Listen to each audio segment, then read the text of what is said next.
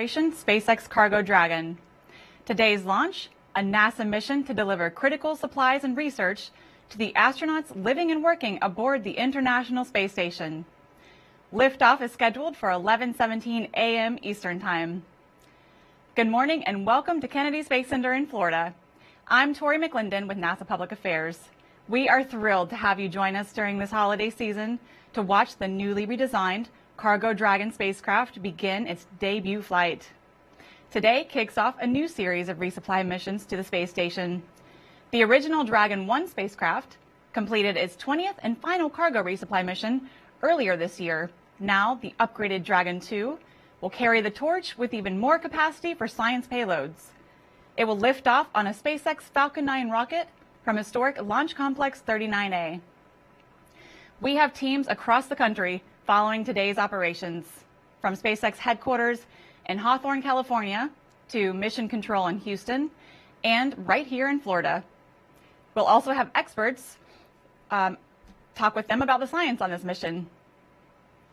Fueling is underway on the Falcon 9 rocket, and there's a live view as we speak. We are now at T-minus 30 minutes and counting. And as with all missions to the International Space Station, the launch window today is instantaneous. That means the rocket must launch at the exact second of the planned liftoff in order to reach the correct orbit to get to the space station.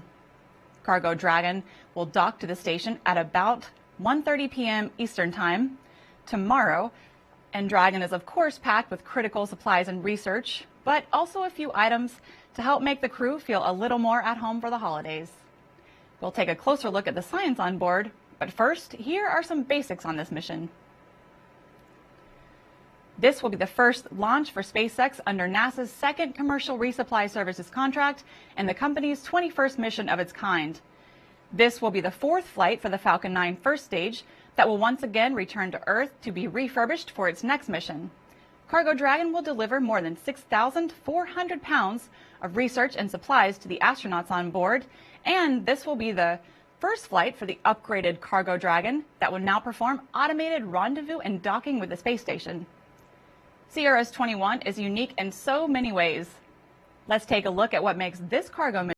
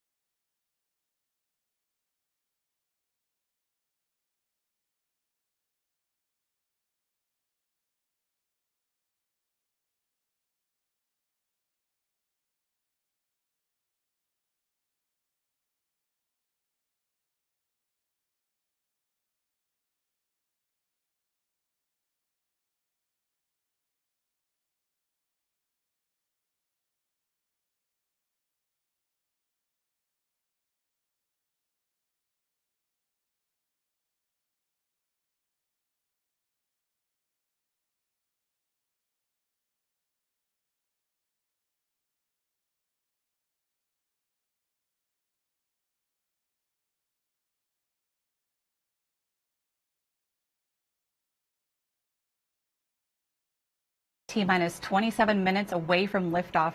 Joining us now is NASA's Joshua Santora and Marie Lewis with an update on the launch. Hey guys, give us some good news. Hey, good morning. Yes, we do have some good news for you. We have increasingly improving weather conditions. I'm Joshua Santora, joined by Marie Lewis. Thank you. It's exciting to be here. I know we had a wave off yesterday because the weather at the booster recovery site wasn't looking too great, but things are looking a lot better today. Yes, we're going to go and take a look here at this graphic. We've got currently a 70% chance of good weather conditions. That means we have a 30% POV as a common term percentage of violation of those weather constraints. And it's some thick clouds that are moving through the area pretty quickly, and that speed actually is really helping us. It's like we're looking at what we've heard on these audio loops we're listening into, the launch processing countdown. Things are proceeding well. We're not expected to have any of those thick cloud pockets in the area, but we still have a chance of that. That coming from our Launch Weather Officer, Melody Lovin of the U.S. Space Force 45th Space Wing Weather Squadron. Appreciate those fine folks taking good care of us. And as you heard Tori mention, fueling began at T-minus 35 minutes, so it's well underway now. That RP1, which is rocket-grade kerosene, liquid oxygen fueling on the first stage, well underway. And then at T-minus 16 minutes, so about 10 minutes from now, we'll hear that liquid oxygen loading has begun on the second upper stage. Yeah, we've got a full staff on board today from coast to coast here at the Kennedy Space Center. We are tracking this ourselves, as well as there's a SpaceX team here and support from NASA as well with some telemetry and communication. Out in Houston, Texas at the Johnson Space Center, we have teams from NASA's Mission Control who also support Space Station there, and then out in California on the West Coast at Hawthorne, the SpaceX headquarters and Mission Control as well. So teams keeping a close eye on things, and they're liking what they're seeing so far. Absolutely, and so far things are looking green. The range is green around the pad and the area downrange. The rocket is healthy. We have not heard any significant issues on the nets. And you may have noticed when we were on that wider shot, the booster looks like it's seen better days, but that's actually because it's been reused so many times. Yes, yeah. So this will be its fourth flight, which we're excited for. Just that capability to use a flight-proven booster. So there you see on your screen, this will be the fourth flight.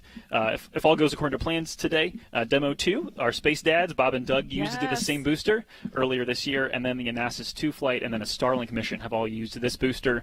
So here we go for number 4. Yeah, so this booster has certainly been put through its paces, and the Cargo Dragon on top, of course, is the new upgraded Cargo Dragon, and the commercial crew program is watching, will be watching this mission really closely to see how this Cargo Dragon performs, because it has so many similarities to the Crew Dragon that just launched Bob and Doug earlier this year and launched the Crew of 4 on Crew 1 last month. You'll see on the bottom part of the capsule where the Super Dracos would have been for that launch escape system on the Crew Dragon does not exist on Cargo Dragon. Also inside, there's no seats, obviously, because it's packed with cargo instead of people. And then there are no windows on the outside and only 2 of 4 fins on the trunk, the bottom half. Yeah, and obviously the purpose of this mission today is to get cargo and supplies to Space Station. So that the Dragon is really broken apart into 2 parts. There's the capsule, which is pressurized, which holds about 9.3 cubic meters or 328 cubic feet of storage space. And so that's, if you are familiar with the size of a minivan, that's roughly 2 minivans, a little over 2 minivans packed full of stuff. And then the trunk, which you'll hear more about, the NanoRacks Bishop airlock, is taking good use of the vacuum storage space. It's exposed to the vacuum of space as it takes off. That's about 37 cubic meters or 1,300 cubic feet. A couple other noteworthy things here. We won't see solar arrays deployed during this flight. That's not a part of the Dragon 2 operation. They have solar arrays that are actually make up half of the trunk. The outside half of the trunk is the solar array. And then the nose cone, that will be kind of a big final milestone for us on our flight today, is that nose cone being opened, because as we need to dock with station, we need a space to be able to dock with station, and it's underneath the nose cone. And one other real quick mention, you can see in this wide shot the crew access arm that has retracted away already from Cargo Dragon. This was the first time that SpaceX used that crew access arm to load cargo on a cargo resupply mission. They've obviously used it before for the crew missions, but this is the first time they used that arm to load cargo for a cargo resupply mission. So we are now at T-minus 23 minutes, 6 seconds and counting. Again, we have an instantaneous launch window at 11:17 and 8 seconds this morning Eastern Time. And SpaceX will attempt to land that first stage booster a 4th time, this time over the Atlantic Ocean on the Of Course I Still Love You drone ship. So we'll be keeping an eye on that about 8 minutes and some change after launch. But for now, Tori, we will send it back to you. Thanks for the update. We'll check back in with you later. Sounds like everything is looking good so far for today's launch. Cargo resupply missions from U.S. companies like the one today ensure a national capability to deliver critical science research to the space station. Now, this significantly increases NASA's ability to conduct new investigations in a microgravity environment at the only laboratory in space. The ISS National Lab gives us a closer look at some of this groundbreaking research. SpaceX's 21st Commercial Resupply Services mission to the International Space Station is ready to launch from Kennedy Space Center. This mission will bring critical cargo, research, and technology demonstration payloads to the orbiting laboratory. The ISS National Laboratory is proud to sponsor more than 15 payloads on this mission, representing dozens of experiments to further fundamental and applied research through space-based inquiry and to engage the next generation of researchers and explorers. Here's a quick look at some of the payloads on SpaceX CRS-21. Bristol Myers Squibb, a leading pharmaceutical company, is launching a protein crystallization investigation aimed at improving drug formulation and delivery for patients on Earth. In this experiment, the team will study the crystallization of monoclonal antibodies in space to improve their crystallization back on the ground. Monoclonal antibodies are lab-created proteins designed to interact with specific targets called antigens and are used in the treatment of several diseases, including cancer. 3 projects on this mission are funded by the National Institutes of Health through its joint multi-year Tissue Chips in Space initiative with the ISS National Lab. Tissue chips are small devices engineered to grow human cells on an artificial scaffold to model the structure and function of human tissues. Studying tissue chips in space may accelerate pathways for understanding disease and developing new treatments for use on Earth and beyond. To learn more about all ISS National Lab sponsored research on this mission, please visit issnationallab.org. Among all of this life-changing science, the heart tissue chips experiment is quite fascinating. NASA's Jasmine Hopkins is standing by with a special guest who can tell us more. Jasmine. Thank you so much, Tori. I'm Jasmine Hopkins, and joining me to talk to us more about the Cardinal Heart Tissue Chip investigation is Dr. Dilip Thomas, postdoctoral fellow from the Stanford Cardiovascular Institute. Thank you for joining us, Dr. Thomas. Thank you, Jasmine, for having me. Absolutely. Can you tell us what this investigation is about? Absolutely. So the Cardinal Heart Tissue Chip research is born out of an academic collaboration between Stanford Cardiovascular Institute, University of California, Santa Barbara, Biosphere Space Technologies, and the ISS National Labs. The research is funded by the National Institutes of Health and the National Center of Advances in Translational Sciences. And we are a part of the Tissue Chip Consortium. So as one of the leading cardiovascular groups in the nation, we're interested in how heart disease develop and how we can use better medications to treat them. The Cardinal Heart experiment that's launching on the ISS, we are particularly interested in how microgravity affects the heart. And we are doing so using an engineered heart tissue that is grown in the lab, which is basically a small muscle strip of your heart that beats spontaneously. Now you may ask, why is this research important? So on Earth, we know that our heart takes the shape of the letter V, and in microgravity, it takes the shape of the letter O. The reason being that a phenomenon called mechanical unloading, meaning that when we are on Earth, our heart has to work hard against gravity to push all that blood throughout our body. And it's that exercise that keeps the heart healthy and fit. And when we take that exercise away from the heart in microgravity, it has to work very less. And as a result, over time, for long durations of time, it can get weaker and lead to a condition called heart failure. Now, in the United States, there's about 6.2 million adults who suffer from this condition of heart failure. So we want to use microgravity as a platform to study how this phenomenon occurs and bring and test new drugs that are FDA approved to reverse the effects of the aging and such cardiac complications. Not only that, the research will also provide us insights into how a heart may function during long-term space expeditions for our astronauts and space explorers. Well, that is fascinating. And we know that our team in space is eager to get their hands on your research, but can you tell us about your team on Earth that helped you develop it? Absolutely. So we, as a team of scientists and engineers, we are thrilled to be a part of the space biology community. And it's always exciting to bring the research from the lab to the launch pad. And me and my team have come to an greater appreciation for how a billion parts has to be enabled to move this research to the ISS. And here I would like to acknowledge my team. So if you can bring up the photo of my team. So here from left to right, we see Dr. Luis Zia from Biosphere Space Technologies, my mentor, Dr. Joseph Wu, and Sushma Shenoy from Stanford. And we also have Dr. Orlando Chirikian from UCSB. So to celebrate all the teamwork that we have put into this Cardinal Heart experiment, we have designed a cool mission patch, which you can see on the screen, that shows all our collaborators on this particular project.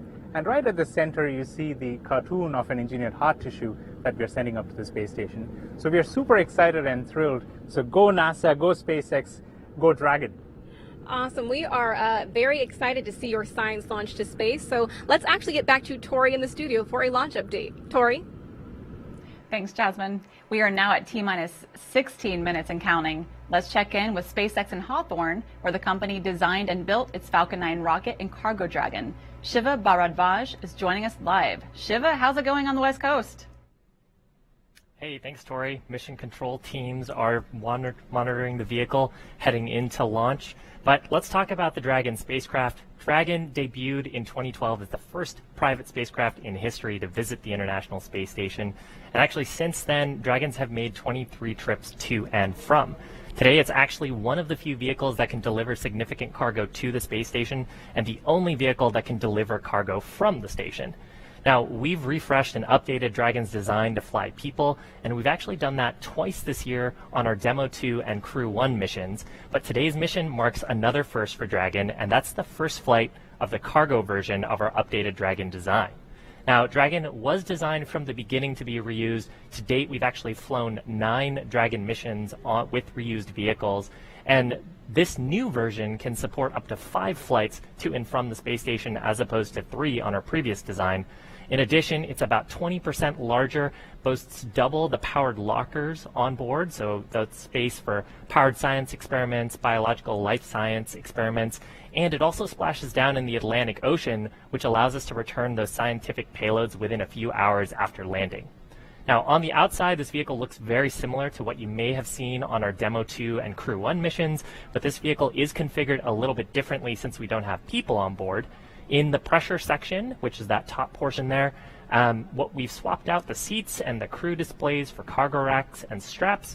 We've also removed the Super Draco engines, those only being used to carry astronauts away from the Falcon 9 in the unlikely event of a pad or a launch abort.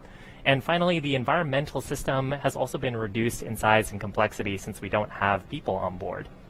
Now, flying NASA astronauts and keeping the space station fully operational is a top priority for SpaceX. This mission is actually the first operational resupply as part of NASA's second commercial resupply services contract, and we're on contract to provide supplies through 2024. And the whole team here is super excited to see this Dragon arrive at the space station tomorrow, and for the first time ever to see 2 Dragons attached to the International Space Station. So with that, back to you, Tori. Thanks, Shiva. These upgrades to the Cargo Dragon bring tremendous benefit to NASA and its ability to resupply the space station and conduct critical research. Joining us now is NASA's Leah Cheshire at Johnson Space Center in Houston to tell us more about this mission. Leah. Hi, Tori, and thanks so much. Welcome to the International Space Station Flight Control Room here in Houston, Texas at Johnson Space Center. This is currently the Orbit 2 team of flight controllers. They are monitoring the systems aboard the International Space Station 24/7, 365 days a year, and today they are led by Flight Director Paul Kanya. This team will really jump into action tomorrow as Cargo Dragon approaches the International Space Station and enters the approach ellipsoid. That's an imaginary sphere around the International Space Station that helps us monitor vehicles as they arrive and depart as well. Currently living on the International Space Station, we have 7 people. That consists of 2 Russian cosmonauts, Sergei Ryzhikov and Sergei Kudzverchkov, as well as our 4 NASA astronauts, Kate Rubins, Mike Hopkins, Victor Glover, and Shannon Walker, and JAXA astronaut Soichi Noguchi. Once Cargo Dragon arrives to the International Space Station, it will be joining a Crew Dragon as well as 4 other vehicles. That'll be 2 Russian Progress resupply spacecraft, 1 Russian Soyuz spacecraft, and Northrop Grumman's 14th resupply mission to the International Space Station. Cargo Dragon will remain on board the International Space Station for about a month before being packed up with critical science and supplies and splashing down in the Atlantic Ocean, delivering that science to be analyzed on Earth. When Cargo Dragon arrives tomorrow, the crew aboard the International Space Station will not capture it as they have previously using the Canadarm2, but instead, NASA astronauts Kate Rubins and Victor Glover will monitor the arrival of Cargo Dragon. Everything is looking good here in Mission Control Houston. We're excited for launch today, and we'll send it back to you at Kennedy. Thanks, Leah. We're excited for today's launch as well. Let's take an even closer look at some of the research the Expedition 64 crew will be conducting. BioAsteroid is an experiment to study whether we can use microorganisms, bacteria and fungi, to extract economically interesting elements from asteroid material. It's essentially what we would call a biomining experiment. In other words, mining in support of the long-term human exploration and settlement of space. A brain organoid is a miniaturized version of developing human brain, so this really mimics the early stages of a human brain development. Being able to perhaps accelerate these brain organoid maturation could help us make better human models for neurodegenerative disorders, for which for most of them we don't have any treatments or cures. If you go to a hospital or a clinic and you have a medical problem, like an infection, you often get a blood test called a white blood cell count and differential. That's a capability we don't have right now in spaceflight. So our objective is to test out this device that can be used in space so the astronauts can diagnose and treat their own medical problems. And Jasmine is joining us again, this time with an expert from the ISS National Lab. Jasmine? Thank you, Tori. Yes, here to talk to us about the U.S. National Lab is Patrick O'Neill. Thanks so much for being here, Patrick. Thanks, Jasmine. Appreciate it. Absolutely. Can you tell us about the amazing payloads that you'll be managing on this mission? Yeah, so right now we're slated to have more than 15 investigations that are launching on this mission. And the other day, Dr. Kirk Costello from the ISS program, he made mention of the fact that this was a very life science rich mission, and he is spot on with that. And from our perspective, we're really seeing a wide array of life science investigations that are on this mission. I believe that we just saw a video from a brain organoid payload from a group over at UC San Diego. But then on top of that, we also have a variety of tissue chip investigations that are flying, that are sponsored through one of the centers associated with the National Institutes of Health. So we're really excited about that. But also there's some microbial research that's going to be happening. And then we also have some big pharmaceutical companies that are sending investigations on this mission. So again, it really does showcase the diversity that we have within the life science communities and the types of research that's possible on the space station. Absolutely. We know that the U.S. National Lab is managing more than 15 payloads on this mission, which is a pretty big lift. So can you tell us, is there anything that sticks out to you? What I would say that's really interesting about this mission is we're seeing a lot of investigations that are going up for the second or third time. And so it's the idea of iteration. So what we're able to see out of this is that they're learning something the first time they fly, but then now they're able to extrapolate that and take that into their next investigations. And maybe that leads to applied applications one day down the road for either benefiting life on Earth or setting the foundation for a robust and thriving low Earth orbit economy. And then on top of that, what I would say too is we have a lot of student investigations that are flying on this mission. And I think that that's one of the really exciting aspects of the National Laboratory is the fact that we are opening access to all types of researchers, whether you're a seasoned researcher or you're a young researcher. The notion that the space is the foundation for a thriving low Earth orbit economy. Patrick, that is fantastic, and we are so excited to see all of this science launch to space today. So let's take it back to Tori for another launch update. Tori? Thanks, Jasmine. I'm sure the astronauts on board the space station are eagerly awaiting their delivery, and it looks like they won't have to wait much longer. With just about 8 minutes to go before launch, let's head back over to Joshua and Marie to take us through liftoff. Guys, how are we looking? All right. Thank you so much, Tori. Well, good news to report. We've heard very little chatter on the nets, and that's a good thing. No news is good news. It's been relatively quiet. Rocket is healthy. Again, as you said, well, we're inside 8 minutes. Now we're at T-minus 7 minutes and 40 seconds. Yeah, you always get a little bit anxious with that much quiet. But again, like you said, it's a good thing. Yes. We have to remind ourselves of that. So we're excited to hear for this today. We're expecting to hear a few things coming up. One of them, a call for internal power. That would be the Dragon moving to internal power, meaning that it's primed and ready to live on its own apart from ground support equipment. We're also looking for the engine chill to begin in just a minute. Actually, in just about 15 seconds, we should hopefully hear that. That's the cooling of the Merlin 1D engines at the base of the first stage. That's to prepare them to receive cryogenic fuel. You don't want to run temperatures of negative 330 degrees below zero into lukewarm or atmospheric temperatured engines. And so we just heard that call for the engine chill, so that came just inside of T-minus 7 minutes. In about T-minus 5 minutes, so less than 2 minutes from now, we should hear that the RP-1, again, that's that rocket-grade kerosene fueling, will be complete, and then the action will really start to pick up after that point. The transporter, erector, or strongback, which provides fluid, power, and communication to the rocket, that will kind of open its clamp and tilt back ever so slightly in preparation for liftoff. Again, this is the first cargo vehicle, Cargo Dragon, that will dock, not just dock, but dock autonomously to the International Space Station. And so tomorrow afternoon it will be approaching and then docking to the Node 2 Harmony Zenith port. That happens to be the same port that the Crew Dragon Resilience will relocate to after this Cargo Dragon departs in January. That will clear the Node 2 forward port for Crew 2 arrival in the spring. So if you remember that graphic that Leah showed while she was talking, it reminded me of a full parking lot this time at the space station. So that's a good thing. Lots of visiting vehicle traffic at the space station, and the Cargo Dragon just the next one to make a stop there. Yeah, just a point of clarification. We've obviously mentioned that there's been almost a couple dozen missions with the Dragon to space station, and those birthed. They didn't dock. And for those that aren't familiar, that is a difference there. So just to kind of make that point, the start of the show here in just about 5.5 minutes is going to be the Falcon. So talking through this vehicle and what it can do. It's a two-stage rocket, roughly 230 feet tall, 12 feet in diameter. At the base of that rocket, you've got 9 Merlin 1D engines that will produce roughly 1.7 million pounds of thrust at liftoff. And then that's the first 2/3 of the rocket. And then the next segment is a very dark black inner stage adapter, and that's connecting the first and second stage. That actually houses the Merlin vacuum engine, which will power the second stage to the correct orbit.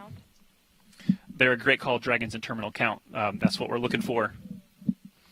So we are progressing forward here. There we go. There's the internal call, the internal power call officially.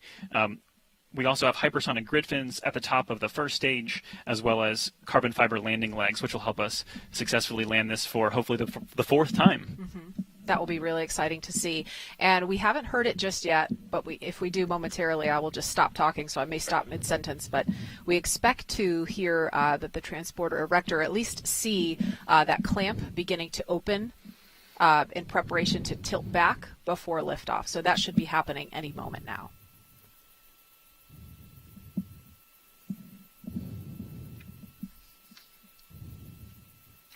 So while we're waiting there for that, we're on our way to space station. We've talked about that a good bit. The space station is actually in the over top of the Indian Ocean, headed on a west to east track, about to kind of round around the southern portion of Australia. So we're roughly on a 24-hour intercept pace to get there, but that's kind of a quick update for you. And again, when Dragon docks, it will be tomorrow, December 7th at approximately 1:30 p.m. Eastern Time.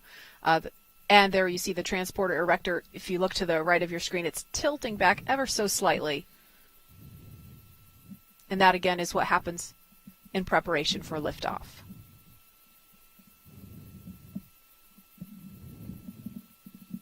And that tilt continuing.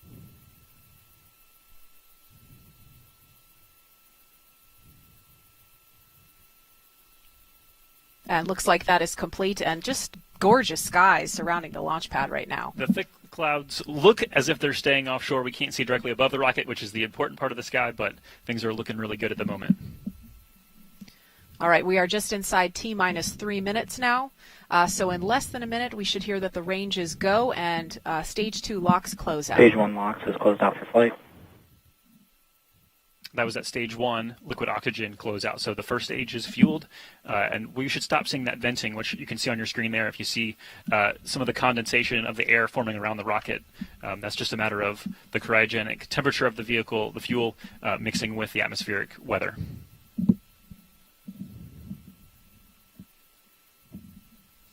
We do fuel as close to zero as possible. SpaceX fuels as close to zero as possible, and that's because they're using densified liquid oxygen. They're trying to pack literally as much as they can in there to maximize the performance of the vehicle to support the customer's needs. We are closing in on T-minus 2 minutes now and expect to hear a couple of calls momentarily.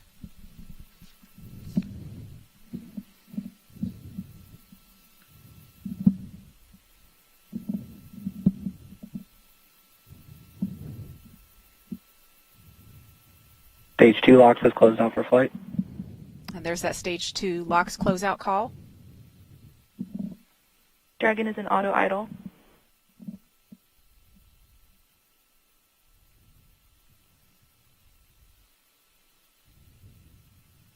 And we're now at T-minus 1 minute 33 seconds and counting, and Falcon 9 should be in startup in less than 30 seconds.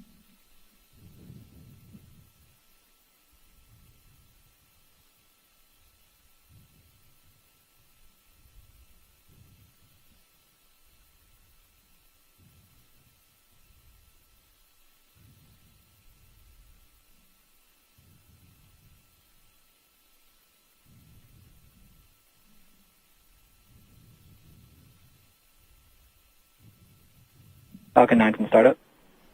Dragon is in countdown. And there it is, right on time. Falcon 9 is in startup. Dragon is in countdown. So we are at T-minus 50 seconds and counting. LD on countdown 1, go for launch. And there is that go for launch call we love to hear. T-minus 38 seconds. At T-minus 18, we will see T-minus that 30 seconds accounting. sound suppression system begin to flood the pad just before liftoff.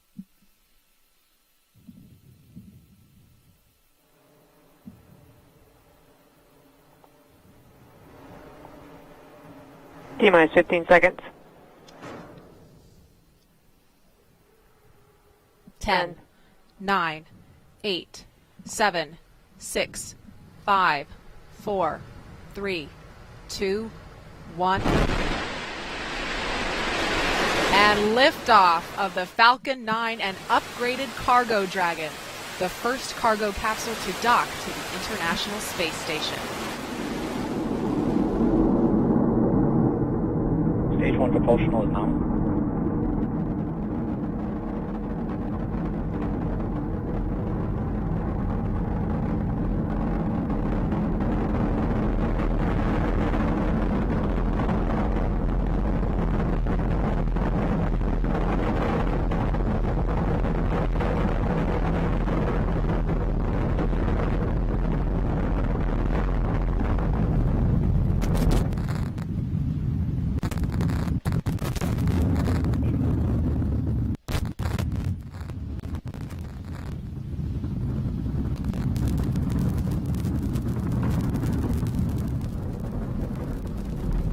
Falcon 9 is supersonic.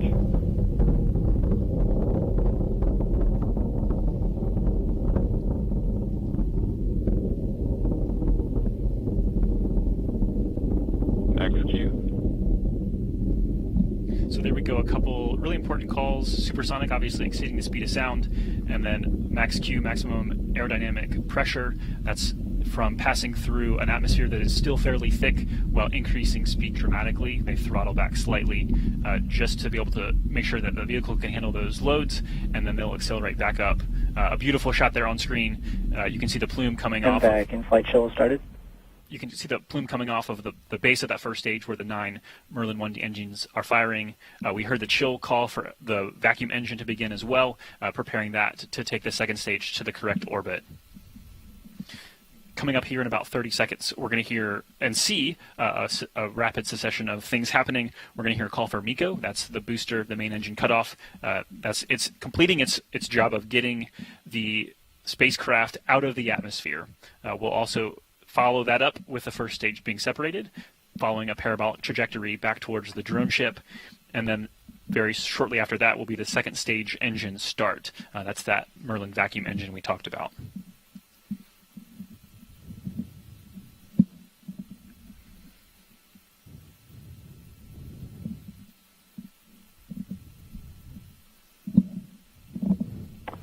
MECO 1. Stage separation confirmed.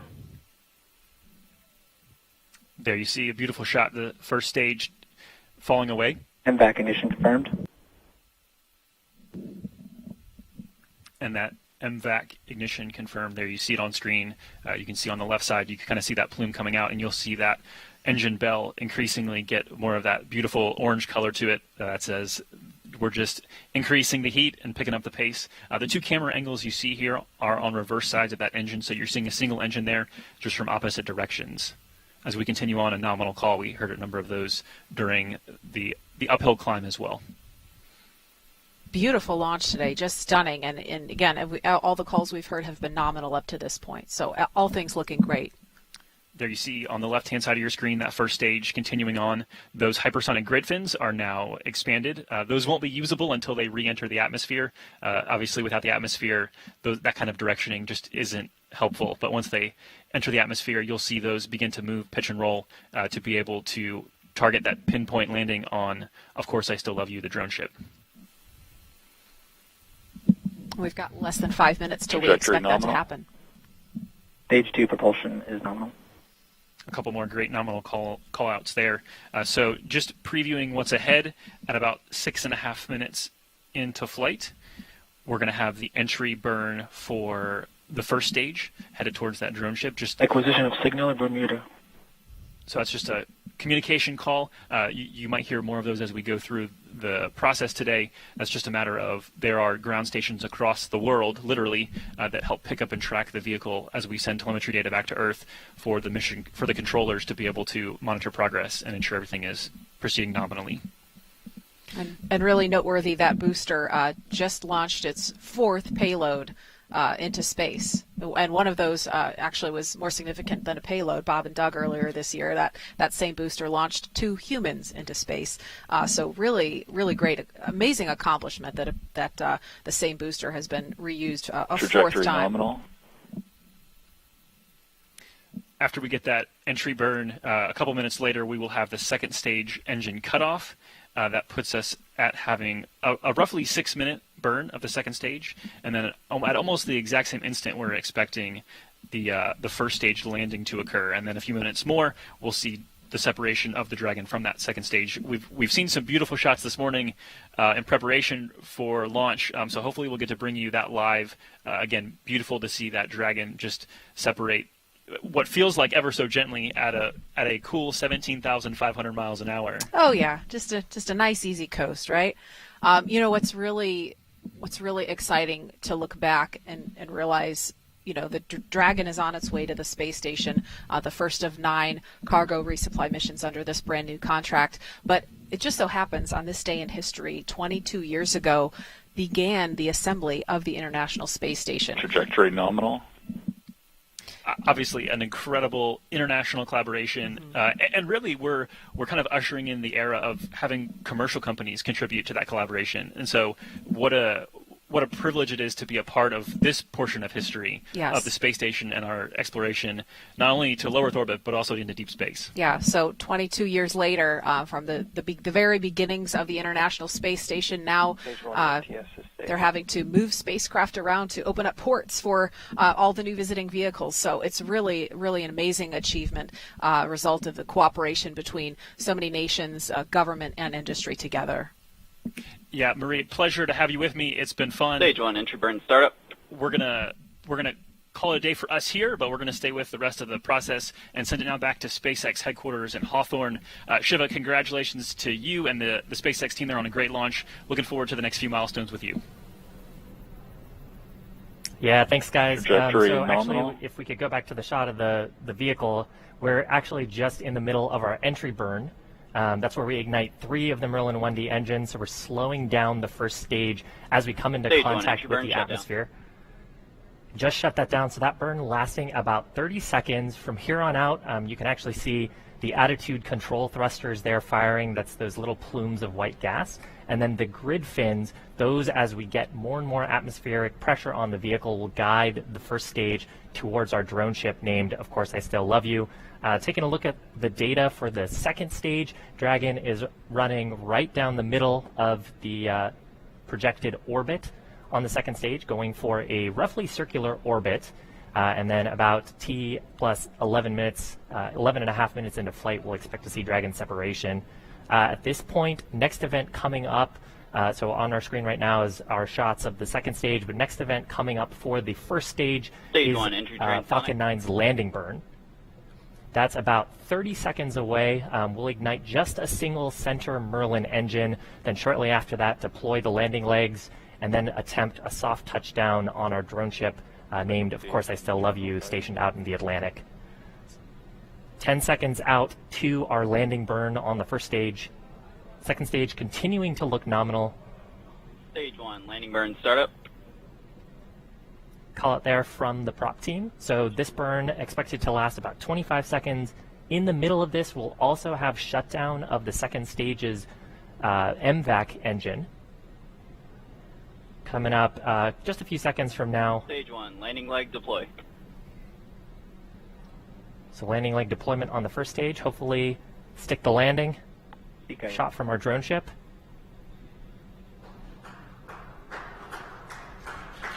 Stage 1. And there is the fourth successful landing of this Falcon 9. Exciting news as well. This is the 100th successful flight of Falcon 9. It's our 68th successful first stage. You also heard the call out there for nominal orbital insertion on the second stage. So that means Dragon is in the target orbit, still attached to our second stage. 100 successful landings of Falcon 9, fourth landing of this booster, which first flew Bob and Doug to space. 35th landing actually on this drone ship. Coming up next in about 2 minutes from now, 2 minutes and 20 seconds, we'll expect to see deployment of the Dragon spacecraft from the second stage. Now, if you're just joining us, we had an on-time liftoff at 11:17 a.m. Eastern Time, successfully recovered the first stage, which you can see on your screen. Dragon attached to the second stage in orbit around the planet. Second stage doing some checks right now, verifying that its attitude is appropriate for Dragon separation shortly after. All in all, very nominal mission so far, and just what we want to see. So with that, I think we can actually check in with the flight controllers at NASA's Johnson Space Center who have been monitoring the mission. Leah, how are things going over there? Hi, Shiva. Thank you. An amazing launch, and things are going well over here, too. Flight controllers here are monitoring the International Space Station, and as I mentioned earlier, they will begin joint operations tomorrow once Cargo Dragon enters the approach ellipsoid, or an invisible sphere around the International Space Station that's 4 kilometers by 2 kilometers by 2 kilometers, and helps us monitor the approach and departure of visiting vehicles. We have seen second stage separation and obviously that first stage landing on the drone ship. Next major milestone we'll be looking for is for second stage cutoff, and then eventually second stage separation from the Cargo Dragon, when Cargo Dragon will begin flying free on its own.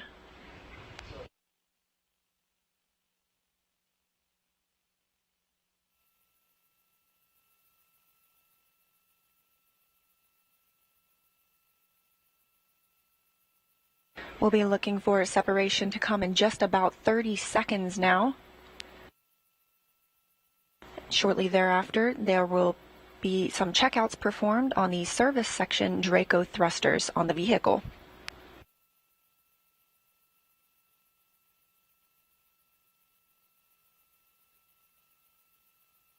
At the time of launch today, the International Space Station was flying 257 statute miles over the southern Indian Ocean west of Perth, Australia. As we mentioned earlier, we have a full house aboard the International Space Station of 7 people and 5 visiting vehicles. That will turn into 6 tomorrow. As Murray mentioned, a full parking lot, home for the holidays. Dragon separation confirmed.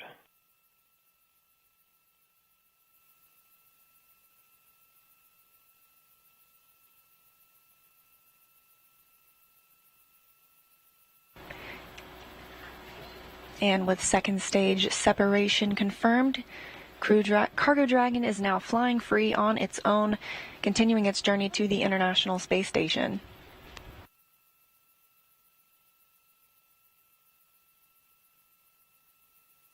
Next major milestone coming up in just a few moments will begin the nose cone deploy, revealing those bulkhead thrusters underneath.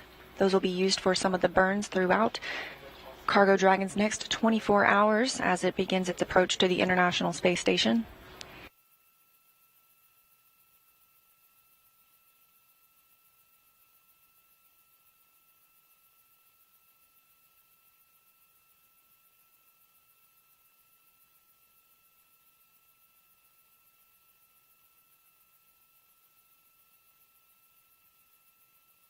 And we've heard confirmation of nose cone deploy and some good checkouts of those thrusters. Next up, we have a special guest.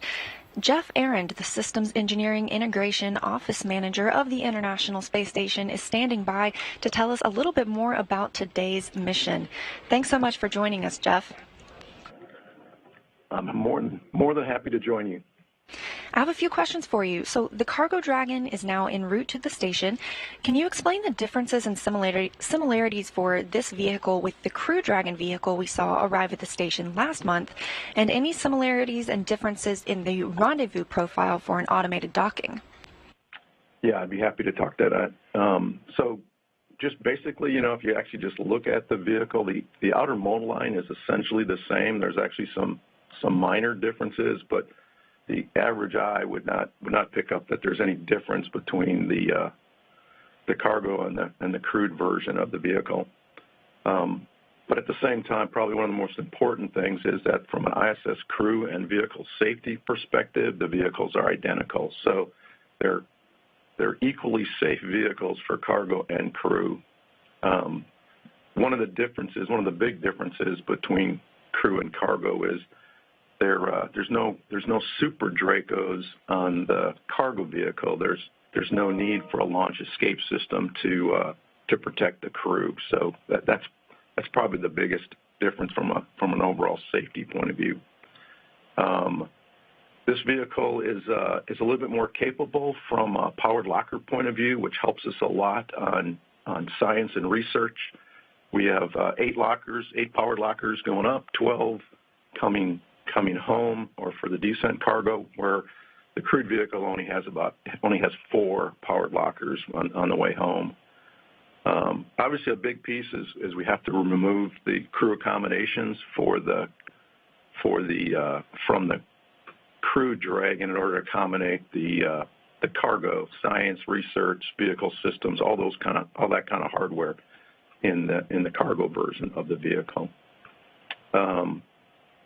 Let me see. You also asked about the rendezvous profile. So the rendezvous profile and proxops are essentially the same between the two vehicles. If independent of which port they go to, I would tell you they're the same. The big difference for this mission is SpaceX 21. The cargo version is going to our Zenith port, ISS Zenith port. So basically everything's the same through what I would call R-bar intercept to actually where it interfaces or intercepts the velocity vector on space station. At that point, the vehicle will be at about 220 meters out.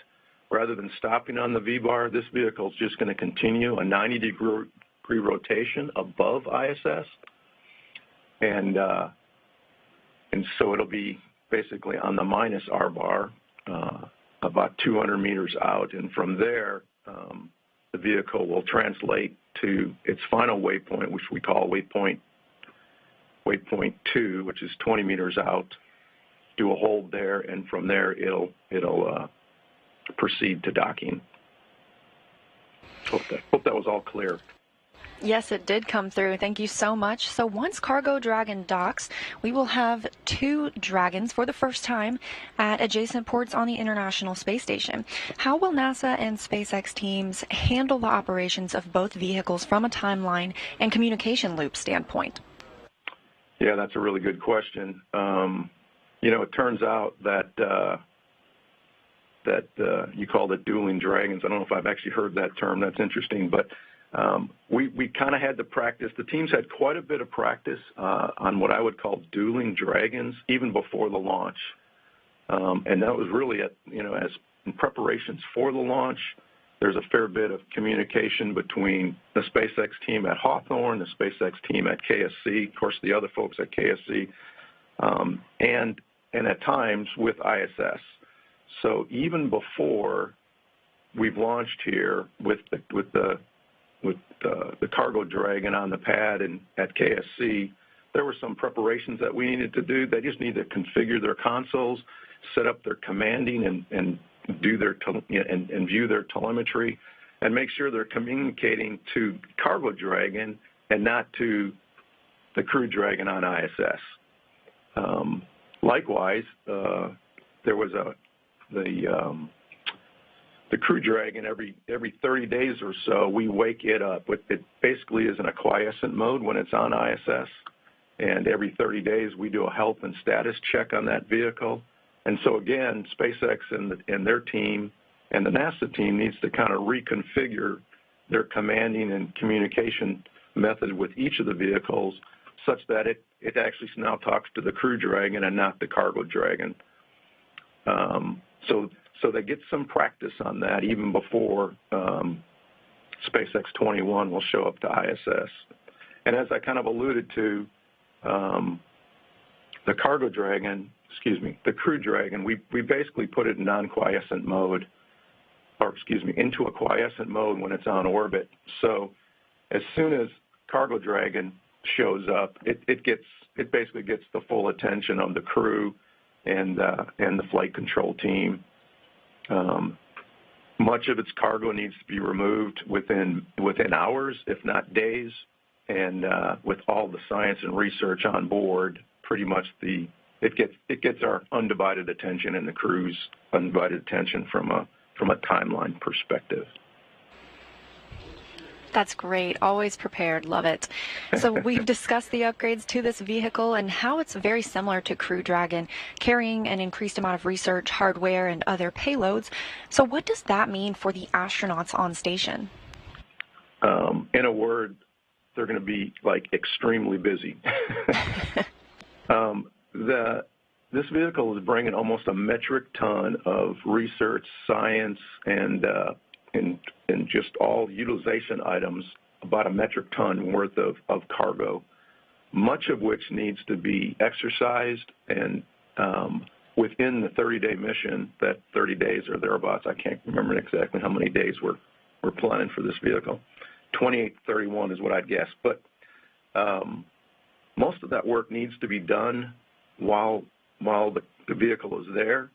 So they only have the 30 days or so to get everything off, everything exercised, all the research completed, and then they need to pack it, that exercise research, they need to pack that to come home so that we can quickly turn it around and get it to the labs on the ground here.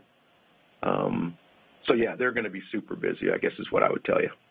And I'm sure they're looking forward to it. The NanoRacks Bishop airlock will be the first commercial module added to the station. So can you discuss how this helps open the station to more customers and commercial companies? Yeah, that's a very good question as well. So you're right, the NanoRacks airlock, Bishop airlock, so it was conceived, designed, and built by NanoRacks to meet the needs of its customers. NanoRacks retains the ownership of this airlock, and so they are really driven to find paying customers in order to make the commercial module profitable. And these users will likely be commercial customers, and these business-to-business transactions, we're hoping, and I think they will increase the economic development of low Earth orbit. In the past, what we call the GEM airlock, or the Japanese Exposed Module Airlock, sometimes has been kind of a bottleneck for us to do material science and material science research, certainly all the jettisons of the various satellites that we've been putting out. So this is a larger volume. It gives us the opportunity to do more deploys, a larger group at a time. It also provides some flexibility for ORUs that we can't bring inside. And so maybe we can stimulate business in that way as well.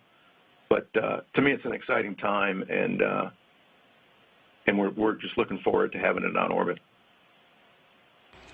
Thanks so much, Jeff, for joining us today and sharing all of that information about the mission with us. We are still here in the International Space Station Flight Control Room in Houston. Flight controllers are monitoring the status of the station itself. And what you can look forward to tomorrow will be the arrival of Cargo Dragon to the International Space Station. So once it crosses that approach ellipsoid, teams here will begin joint operations with the SpaceX team in Hawthorne, California. NASA astronauts Victor Glover and Kate Rubens will be monitoring the approach and arrival of Cargo Dragon as it makes the first docking by a Cargo Dragon to the International Space Station. They will begin working then to get the hatch open on Cargo Dragon. That'll take a couple of hours because it includes pressurizing the vestibule or the space between the hatches on the International Space Station and on Cargo Dragon itself. But for right now, everything looking great with a beautiful launch today, and we're looking forward to the arrival tomorrow. So that's our wrap here in Houston, and back to you at KSC.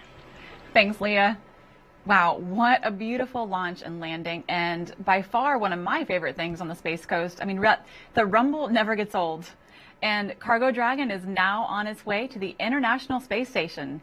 With the help of U.S. companies like SpaceX and our astronauts in space like the Expedition 64 crew, NASA is using the station to conduct cutting-edge research and technology development in preparation to send the first woman and the next man to the moon in 2024. And then we'll use what we learned there to take the next giant leap, sending astronauts to Mars.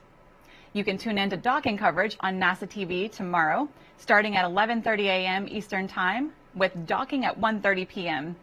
That's going to wrap up our coverage. I'm Tori McClendon, and from everyone here at NASA's Kennedy Space Center and our colleagues across the country, thank you so much for joining us. For more information on this mission, visit nasa.gov/station or nasa.gov/SpaceX. We leave you now with another look at today's spectacular launch. Happy holidays, everyone, and go CRS-21. 10, 9, 8, 7, 6, 5, 4, 3, 2, 1. And liftoff of the Falcon 9 and upgraded Cargo Dragon, the first cargo capsule to dock to the International Space Station. Stage 1 propulsion is on.